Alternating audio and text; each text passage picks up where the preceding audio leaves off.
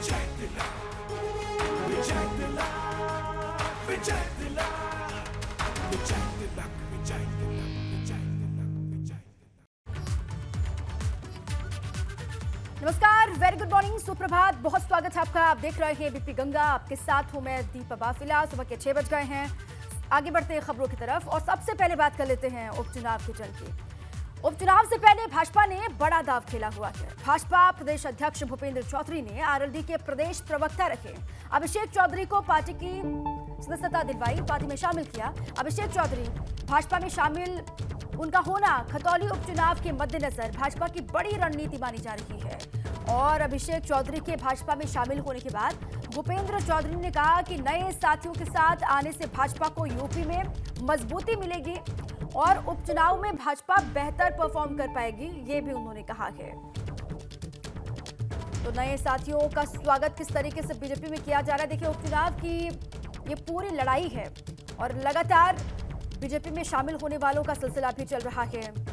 उपचुनाव से पहले भाजपा की बड़ी सेंधमारी से आप कह सकते हैं और उपचुनाव से पहले इनका बीजेपी में शामिल होना बीजेपी को मजबूती देगा, ये कहा है भूपेंद्र चौधरी ने। उन्होंने कहा आरएलडी छोड़कर के वो भाजपा में शामिल हुए हैं। अभिषेक चौधरी प्रदेश प्रवक्ता वो रहे और भूपेंद्र चौधरी ने ये कहा कि नए साथी जब आते हैं तो जाहिर सी बात है कि पार्टी को मजबूती जरूर मिलती है।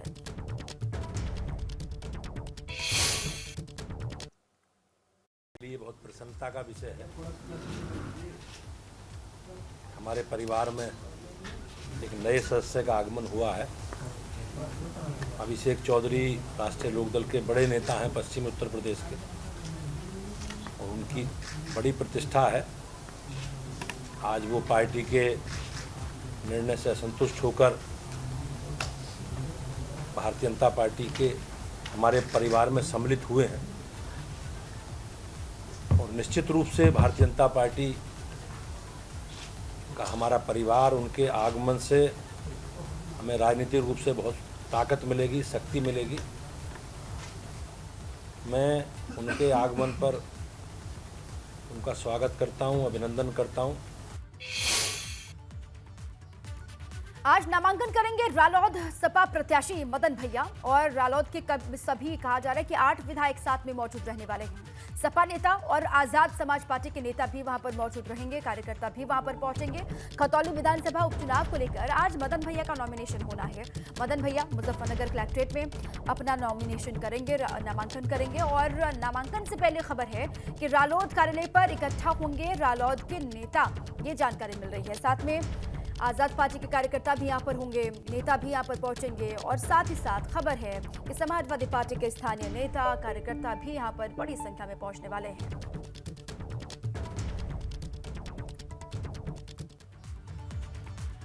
खतौली की बात कर लेते हैं। खतौली में सपा और रालोद मिलकर भाजपा को चुनौती दे रहे हैं। पिछली बार इसे भाजपा ने ही जीता था और ऐसे में अगर समाजवादी पार्टी और रालोद ने ये सीट जीत ली तो दूर तक संदेश जाएगा और यही वजह है कि खतौली की एक सीट ने पूरे पश्चिम का पारा चढ़ा दिया है।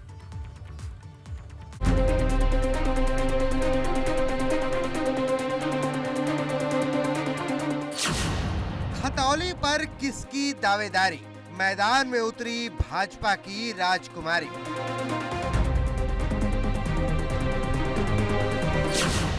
पश्चिम की परीक्षा में कौन होगा पास, भाजपा ने चला बाहरी वाला कार्ड। वो वहाँ के स्थानीय है नहीं, वो बाहरी प्रत्याशी हैं। उपचुनाव के दंगल में अगर मैनपुरी केंद्र है तो खतौली पश्चिम की राजनीति का बिंदु है, जहां सपा और रालोद मिलकर चुनाव लड़ रहे हैं। अब सपा और रालोद की एकजुटता को चुनौती देने के लिए भाजपा ने विक्रम सैनी की पत्नी राजकुमारी सैनी को मैदान में उतारा है, जिसकी टक्कर अब रालोद के मदन भैया से होगी। बज्जी चुनाव था, हम इस नजरिए से देख रहे हैं कि हमारी जीत निश्चित है। हम तो उसमें प्रधान लड़ी, उसमें भी चुनाव जीतते, विधायक बाद में जिला पंचायत बने उसमें भी जीतते हैं जी, विधानसभा 2 बार जीत लिए है। चुनाव में मुकाबला तो होता ही है, लेकिन मुझे विश्वास है कार्यकर्ताओं के बलबूते में कहना चाहता हूं और भाजपा के वरिष्ठ नेताओं के बलबूते कहना चाहता हूं, जनता पर विश्वास है कि पहले से दुगुनी वोटों से ये चुनाव जीते। मदन भैया के सामने महिला प्रत्याशी राजकुमारी सैनी को चुनाव लड़ाना भी बीजेपी की रणनीति का बड़ा हिस्सा है। बीजेपी को लगता है कि विक्रम सैनी की सदस्यता जाने के बाद जो सियासी तूफान उठा, उसमें जीत की दहलीज तक पहुंचने के लिए 2022 की समीकरण पर चुनाव लड़ना बेहतर विकल्प होगा। एक तरफ राजकुमारी सैनी राजनीति में एकदम नहीं है, वहीं मदन भैया मजे हुए खिलाड़ी हैं। लेकिन भाजपा ने मदन भैया को बाहरी बताते हुए माहौल गरमा दिया है। ऐसा है, वो जो चुनाव हो रहा है वहाँ पे पहले ही मैं कह सकता हूँ, जो विरोधी दल का प्रत्याशी आपने इनके बारे में बताया, वो वहाँ के स्थानीय हैं नहीं, वो बाहरी प्रत्याशी हैं और जनता उन्हें बाहर का रास्ता दिखा देगी और भारतीय जनता पार्टी की विजय होगी। आपको बता दें कि भाजपा को ये मौका खुद रालोद ने ही दिया है, क्योंकि रालोद का एक धड़ा लगातार मदन भैया के खिलाफ मोर्चा खोले हुए है, जो न सिर्फ मदन भैया को बाहरी बता रहा है, बल्कि खतौली में जयंत की टेंशन भी बढ़ा रहा है, क्योंकि जयंत ने काफी सोच समझकर गुर्जर, मुस्लिम और जाट समीकरण बिठाया है। लेकिन अब ये समीकरण गड़बड़ा सकता है। ऐसे में सवाल बड़ा है कि क्या जयंत चौधरी पश्चिम के बीच पर भाजपा को चुनौती दे पाएंगे, क्योंकि इस चुनाव में एक परीक्षा सपा और रालोद के गठबंधन की भी होनी है। Bureau report, ABP Ganga. अब आगे बढ़ते हैं। मैनपुरी से जुड़ी हुई खबर है। मैनपुरी में बीजेपी उम्मीदवार के नामांकन में बीजेपी दिखाएगी अपनी पूरी ताकत। और मैनपुरी उपचुनाव को लेकर ये जानकारी कि भाजपा के प्रत्याशी रघुराज सिंह शाक्य अपना पर्चा आज भरने वाले हैं। दोपहर मैनपुरी कलेक्ट्रेट में नॉमिनेशन करेंगे फाइल। रघुराज सिंह शाक्य और प्रदेश अध्यक्ष भूपेंद्र चौधरी, डिप्टी सीएम केशव प्रसाद मौर्य वहां पर मौजूद रहने वाले हैं। कैबिनेट मंत्री ठाकुर जयवीर सिंह भी वहां पर पहुंचेंगे, ऐसी जानकारी है। कौन कौन होंगे शामिल? भूपेंद्र सिंह चौधरी भाजपा प्रदेश अध्यक्ष हैं, केशव प्रसाद मौर्य रहेंगे, जयवीर सिंह रहेंगे और राम नरेश अग्निहोत्री भी वहां पर मौजूद रहेंगे। डिप्टी सीएम केशव प्रसाद मौर्य को लेकर भी जानकारी है कि उनकी मौजूदगी भी वहां पर रहने वाली है। इसके अलावा जयवीर सिंह को लेकर भी कैबिनेट मिनिस्टर हैं, वो भी वहां पर मौजूद रहेंगे। राम नरेश अग्निहोत्री को लेकर भी खबर कि इनकी भी मौजूदगी वहां पर होगी नामांकन के दौरान। भाजपा के विधायक हैं और पूर्व आबकारी मंत्री भी हैं राम नरेश अग्निहोत्री, उनकी भी मौजूदगी यहाँ पर होगी। पूरी ताकत दिखाई जाएगी। हालांकि बार बार बीजेपी जीत का दावा यहाँ पर कर रही है।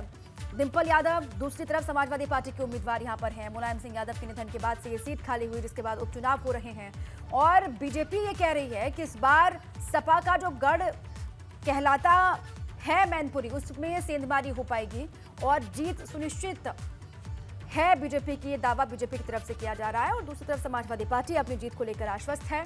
मुकाबला यहां पर टक्कर का है।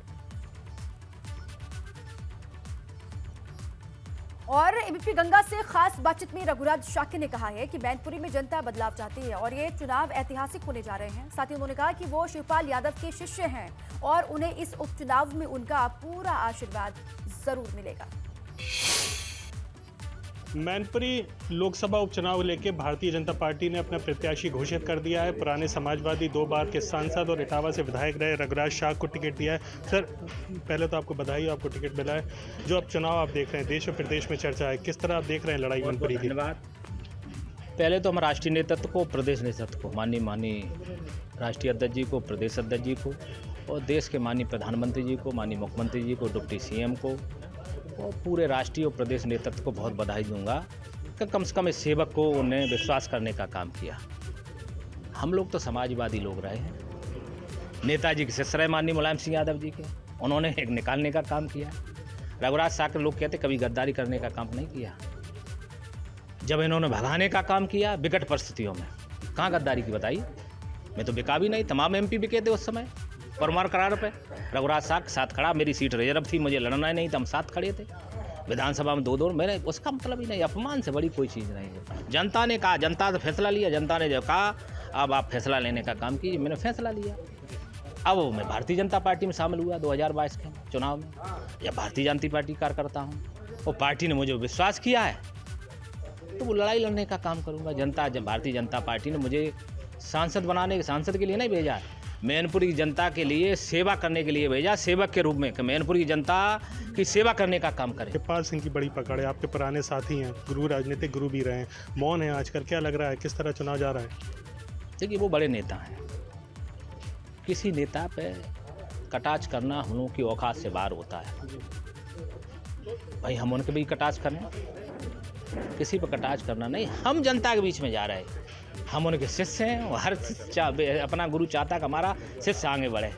तो ये हमारे साथ भाजपा प्रत्याशी रघुराज शाह थे, जिनका कहना था कि मैनपुरी की जनता परिवारवाद से अलग हटके उनको चुनने जा रही है। नेताजी का आशीर्वाद उनके साथ रहा है, पुराने समाजवादी रहे हैं। वहीं शिवपाल सिंह को लेकर के कहा कि वो उनके राजनीतिक गुरु हैं, पुराने साथी हैं। तो कहीं ना कहीं उनकी जो चुप्पी है वो भी उनको शिवपाल सिंह का भी आशीर्वाद मिलने जा रहा है। मोहम्मद फारिक, एबीपी गंगा, इटावा। और रामपुर की बात करते हैं। रामपुर उपचुनाव को लेकर समाजवादी पार्टी ने पत्ते खोल दिए हैं। समाजवादी पार्टी की ओर से रामपुर उपचुनाव में आसिम रजा को प्रत्याशी बनाया गया है। आसिम रजा आजम खान के बेहद करीबी माने जाते हैं और रामपुर से लोकसभा उपचुनाव भी लड़ चुके हैं। हालांकि इसमें उन्हें हार का सामना करना पड़ा था। आज आजम खान के नेतृत्व में अहम बैठक कल हुई और जिसमें अब्दुल्ला आजम भी मौजूद रहे। इस बैठक में आसिम रजा को रामपुर उपचुनाव में प्रत्याशी बनाए जाने की मांग उठी और वहीं रामपुर उपचुनाव में प्रत्याशी बनाए जाने के बाद आसिम रजा ने एबीपी गंगा से खास बातचीत की। रामपुर में भारी बहुमत से उपचुनाव में जीत दर्ज करने का उन्होंने दावा किया है।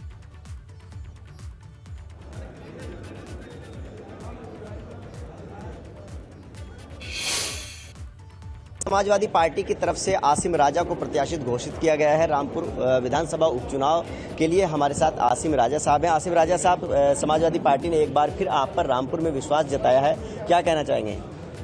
ये आजम खान साहब ने विश्वास पहले भी जताया था, आज भी है। मेरा आजम खान से जो संबंध और रिश्ता है, ये वो विश्वास है जो एक लंबे अरसे में 40 साल से कायम है। हमने लोकसभा के इलेक्शन में भी पूरी कोशिश की थी, बेहतरीन इलेक्शन लड़ा था और जिस तरह इलेक्शन में हुआ है वो सब आपके सामने है क्या हुआ। लोकसभा के उपचुनाव में भी आप समाजवादी पार्टी की तरफ से प्रत्याशी थे और एक बार फिर अब समाजवादी पार्टी ने जो शहर विधानसभा सीट है, जो आजम खान की परंपरागत सीट रही है, उस पर आपको प्रत्याशी घोषित किया है। कितनी बड़ी जिम्मेदारी है? बहुत बड़ी जिम्मेदारी है। हमने पिछले इलेक्शन में भी अपनी जिम्मेदारी महसूस की थी और ये बहुत बड़ी जिम्मेदारी है। आजम खान की, जैसा आप कह रहे हैं, परंपरागत सीट है और उस बार भी आजम खान ही सीट छोड़ी थी पार्लियामेंट की। लेकिन हमारी कोशिश पूरी ये रहेगी कि रामपुर वालों ने जो प्रेम पिछली बार दिया है, पिछली बार भी हमने सिटी जीता था, 37 विधानसभा जीती थी, इस बार बड़े मार्जिन से जीतेंगे। रामपुर के साथ जो हो रहा है लोग देख रहे हैं। पिछले लोकसभा इलेक्शन में जो कुछ हुआ, लोगों के मताधिकार के साथ जो खेल खेला गया, वो इस बार हम उम्मीद करते हैं कि कुछ नहीं होगा, निष्पक्ष चुनाव होंगे। और रामपुर वालों ने आजम खान साहब को जैसे हमेशा प्रेम दिया है, असल में आजम खान साहब का इलेक्शन है, उन्हीं का इलेक्शन है, वही कैंडिडेट है। हम तो उनका वर्कर हैं, एक फेस है हमारा, और जो उनके साथ हुआ है, हम तो उनके साथ चलने वाले लोग हैं। एक अच्छे मिशन में 40-45 साल से हम भी लगे हैं। नॉमिनेशन कराने का इरादा कब है आपका? कोशिश करेंगे कि परसों हो जाए। अच्छा, जीत को लेकर कितना आश्वस्त है अपनी? इंशाअल्लाह शहर आजम खान साहब को एक बहुत शानदार जीत का तोहफा देगा। और वहीं रामपुर विधानसभा सीट से भाजपा ने आकाश सक्सेना को मैदान में उतारा है। आजम खान की विधायकी रद्द होने के बाद इस सीट पर उपचुनाव हो रहे हैं, ये आप जानते हैं, जिसके लिए 5 दिसंबर को वोटिंग होनी है। देखिए, रामपुर का जो चुनाव है वो हम विकास के मुद्दे पर, सबका साथ सबका विकास सबका विश्वास के मुद्दे पर चुनाव लड़ने जा रहे हैं। और रामपुर में जो रोजगार की एक समस्या है उसको बहुत बड़ा तौर पे जिसको आज हमेशा दिक्कतें रही हैं, उस मुद्दे पर चुनाव लड़ेंगे। और ये चुनाव यहाँ ऐतिहासिक चुनाव होगा, ऐतिहासिक विजय की वजह बिल्कुल होगा। और अब आजम चैप्टर क्लोज हो चुका है। रामपुर में सिर्फ रोजगार की बात होगी, रोजगार की बात होगी, सिर्फ रोजगार। अब बड़ी खबर है सफाई से। सफाई में आज प्रसपा अध्यक्ष शिवपाल सिंह यादव की अहम बैठक होने वाली है। कार्यकर्ताओं के साथ में बैठक करेंगे शिवपाल यादव। मैनपुरी उपचुनाव को लेकर शिवपाल की महत्वपूर्ण बैठक मानी जा रही है। अखिलेश यादव ने शिवपाल को स्टार प्रचारक बनाया हुआ है। स्टार प्रचारकों की लिस्ट में 7वें नंबर पर शिवपाल सिंह यादव का नाम है। और इस बीच कुछ अहम सवाल ये जो लगातार शिवपाल की चुप्पी से उठ भी रहे हैं। अब क्या शिवपाल जल्द ही अपनी चुप्पी को तोड़ेंगे? जो मौन साध रखा है उस मौन को छोड़ेंगे? इसको लेकर कई तरह के सवाल हैं। स्टार प्रचारकों की लिस्ट में 7वें नंबर पर शिवपाल सिंह यादव और आज उनकी बड़ी बैठक होने जा रही है सफाई में, जिसमें तमाम सीनियर नेता भी जुड़ेंगे, प्रसपा के कार्यकर्ता भी वहां पर पहुंचेंगे, उनके साथ में करेंगे मंथन। और डिंपल यादव सपा की तरफ से उम्मीदवार और साथ ही जो स्टार प्रचारकों की लिस्ट जारी की गई है समाजवादी पार्टी की तरफ से, उसमें चाचा शिवपाल यादव का नाम भी है 7वें नंबर पर। और ये कहा जा रहा है कि क्या सब कुछ ठीक हो गया है, क्या आज अपनी चुप्पी को तोड़ेंगे शिवपाल सिंह यादव, ये बड़ा सवाल है। और शिवपाल डिंपल यादव के लिए क्या प्रचार करते हुए दिखाई देने वाले हैं आने वाले वक्त में, इसको लेकर भी सवाल पूछे जा रहे हैं। आजमगढ़, रामपुर और गोला में जो उपचुनाव हुए थे उसमें नहीं शामिल हुए थे, स्टार प्रचारक उनको नहीं बनाया गया था। और स्टार प्रचारक बनाना अखिलेश का डैमेज कंट्रोल तो नहीं है, ये सबसे बड़ा सवाल है। मुलायम की विरासत को बचाने के लिए क्या पूरा यादव कुनबा और पूरा परिवार क्या एक हो जाएगा? बहुत अहम सवाल हैं जो सभी के जहन में इस वक्त उठ रहे हैं।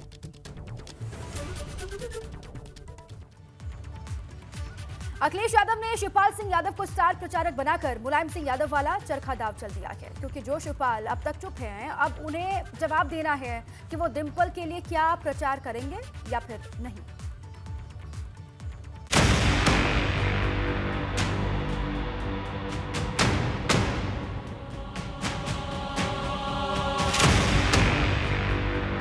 शिवपाल बनेंगे मैनपुरी के कारक, अखिलेश ने बनाया स्टार प्रचारक।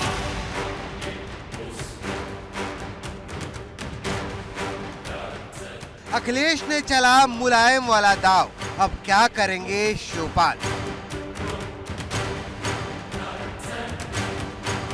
मैनपुरी में सपा और भाजपा दोनों ने अपने अपने पत्ते खोल दिए हैं, लेकिन शिवपाल यादव अभी भी खामोश है, क्योंकि कोई उन्हें भाजपा के साथ बता रहा है तो कोई भाजपा प्रत्याशी रघुराम शाक्य को शिवपाल का सिपाही बता रहा है। लेकिन अब अखिलेश यादव ने शिवपाल यादव को स्टार प्रचारक बनाकर ऐसा दाव चला है कि यूपी की राजनीति को गरमा दिया है। सपा के स्टार प्रचारक की लिस्ट में शिवपाल यादव का नाम 7वें नंबर पर है, जबकि पहले नंबर पर अखिलेश यादव, दूसरे नंबर पर किरण मैनंदा, तीसरे नंबर पर राम गोपाल यादव, चौथे नंबर पर आजम खान, 5वें नंबर पर जया बच्चन और 6ठे नंबर पर नरेश उत्तम पटेल का नाम है। माननीय शिवपाल यादव जी पूरी ताकत से, दमखम से नेताजी और समाजवादियों की एक ऐतिहासिक लोकसभा की सीट को जिताने में अपना पूरा योगदान देने के लिए वो मैनपुरी पहुंच चुके हैं और समाजवादी पार्टी के प्रमुख स्टार प्रचारकों में से भी हैं। ये जो शोर शराबा उनको लेकर बीजेपी आरएसएस ने फैलाया था, आज उन्हें एक करारा जवाब मिल गया है। मैनपुरी उपचुनाव को लेकर शिवपाल यादव ने अभी तक अपनी चुप्पी नहीं तोड़ी है, तो दूसरी तरफ भारतीय जनता पार्टी ने इस सीट पर रघुराज सिंह शाक्य को मैदान में उतारा है। वही रघुराज सिंह शाक्य जो शिवपाल यादव के बेहद करीबी रहे, यही वजह है कि भाजपा के नेता शिवपाल यादव के उनके साथ होने की ताल ठोक रहे हैं। हालांकि समाजवादी पार्टी के नेताओं का साफ कहना है कि इस चुनाव में शिवपाल यादव घर की बहू के साथ है और उनका प्रचार करते हुए नजर आएंगे।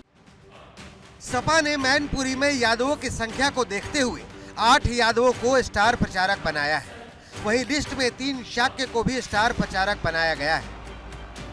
मतलब सपा ने यादव और शाक्य को साथ लेने की कोशिश की है, लेकिन सबसे बड़ा सवाल शिवपाल यादव का है, जिनको लेकर सपा लगातार दावे पर दावे कर रही है। एक दिन पहले सपा महासचिव राम गोपाल यादव ने दावा किया था कि डिंपल यादव को उम्मीदवार शिवपाल यादव से पूछकर ही बनाया है। शिवपाल जी का भी पूरा समर्थन? पूरा समर्थन। शिवपाल को पीछ के उम्मीदवार बनाए गए। शिवपाल से कल नॉमिनेशन के लिए भी कहा गया, प्रस्तावक बनने के लिए। शिवपाल से पूछ के प्रत्याशी बनाया गया? पूछा था उन्हें किसे लड़ाया जाए, अखिलेश ने। जहाँ तक मेरी जानकारी है वो सही जानकारी है। लेकिन इसके बाद भी शिवपाल डिंपल के नामांकन में शामिल नहीं हुए। अब बड़ा सवाल ये है कि क्या शिवपाल स्टार प्रचारक बनने के बाद डिंपल के लिए प्रचार करने आएंगे, क्योंकि समाजवादी पार्टी लगातार एकजुटता की बात कर रही है, लेकिन शिवपाल की चुप्पी सवाल उठा रही है। अब सवाल इस बात का भी है कि अगर शिवपाल सपा के लिए इतने जरूरी हैं, तो उन्हें आजमगढ़, रामपुर और गोला के उपचुनाव में स्टार प्रचारक क्यों नहीं बनाया, या फिर ये सब जताने के लिए है कि मुलायम की विरासत को बचाने के लिए पूरा परिवार एक साथ है। अब शिवपाल साथ आते हैं या नहीं, इसका फैसला शिवपाल यादव पर छोड़ दिया है। जानकारों की माने तो अखिलेश ने शिवपाल पर मुलायम वाला दाव चला है, जिसका जवाब शिवपाल कैसे देते हैं ये देखना होगा। Bureau report ABP Ganga. और देखिए, जहां उपचुनाव में भाजपा और सपा एक दूसरे को सीधी टक्कर दे रहे हैं, वहीं बसपा और कांग्रेस ने उपचुनाव की लड़ाई से दूरी बना ली है। अब ये हार का डर है या फिर कुछ और, क्योंकि आज जब एक सवाल कांग्रेस के प्रदेश अध्यक्ष बृजलाल खाबरी से कल किया गया तो उन्होंने ये जवाब दिया कि उनका फोकस हिमाचल और गुजरात के चुनाव पर है।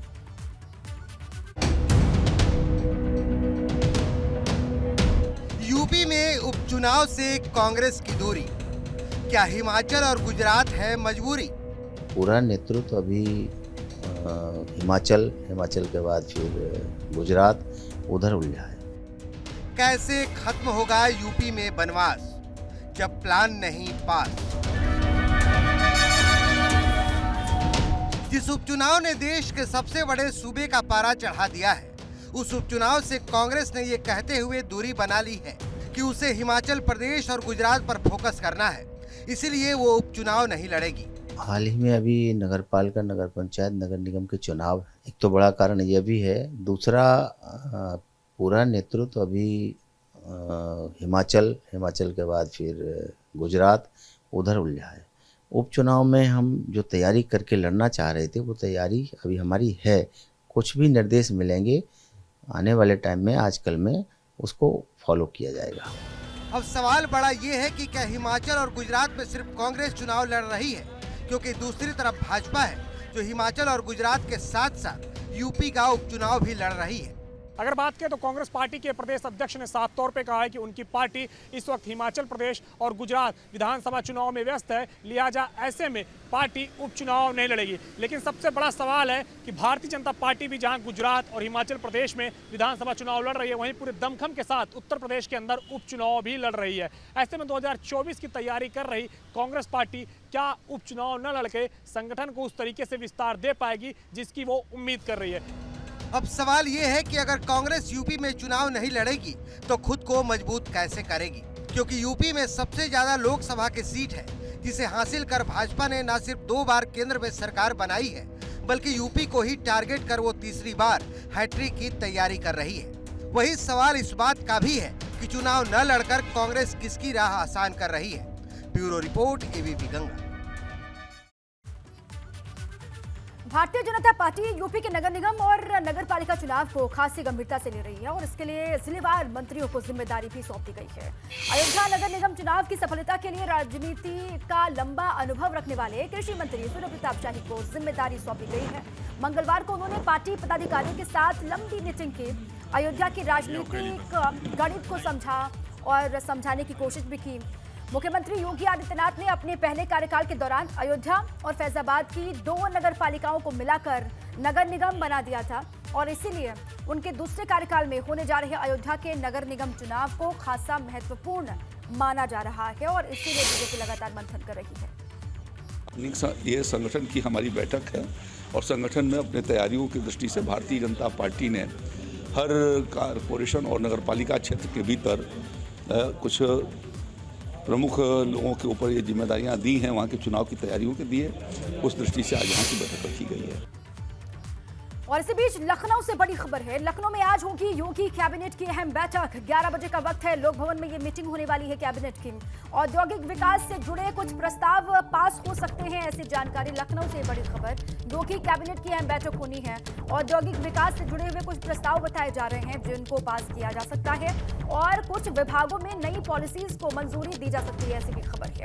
पर्यटन विभाग से जुड़े कुछ प्रस्ताव ही पास हो सकते हैं, ऐसी खबर मिल रही है। और आज 11 बजे का वक्त है जब लोक भवन में ये कैबिनेट की मीटिंग होने वाली है। बहुत अहम इस बैठक को माना जा रहा है। आज होगी कैबिनेट की बैठक और इस बैठक में बहुत सारे महत्वपूर्ण फैसले भी लिए जा सकते हैं, ये कहा जा रहा है। कुछ प्रस्ताव हैं जिनको पास भी होना है। पहले चर्चा होगी और उसके बाद प्रस्ताव को पास किया जा सकता है। कुछ अहम प्रस्ताव जिन पर लगातार सरकार मंथन भी कर रही है और आज का दिन अहम हो जाता है इस मीटिंग के लिहाज से।